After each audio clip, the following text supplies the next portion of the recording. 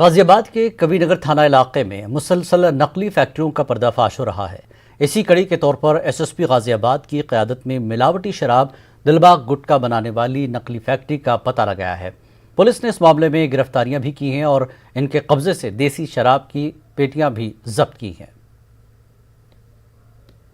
देखिए, थाना कबीरनगर और सीओ सेकंड की क्राइम टीम ने एक गुड वर्क किया है। इसमें एक नकली शराब फैक्ट्री का भांडाफोड़ किया है। इस नकली शराब फैक्ट्री में शराब तो बनती ही थी, साथ ही साथ ये लोग दिलबाग कंपनी के नाम से एक नकली गुटखा भी तैयार करते थे।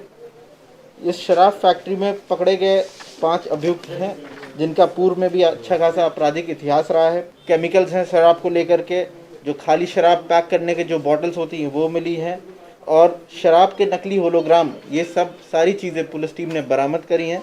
ये जो आगामी त्यौहार को लेकर के शासन के दिशा निर्देश हैं, उसको लेकर के सतर्कता ऑलरेडी बढ़ती जा रही थी। उसी के क्रम में ये गिरफ्तारी की गई है। और इस तरीके की जो नकली शराब है, ये जो दिल्ली एनसीआर में जैसे मेरठ, बुलंदशहर, नोएडा और इन तमाम शहरों में ये लोग सप्लाई करते थे। इनसे पूछताछ में 2-3 और लोग के नाम अभी प्रकाश में आए हैं।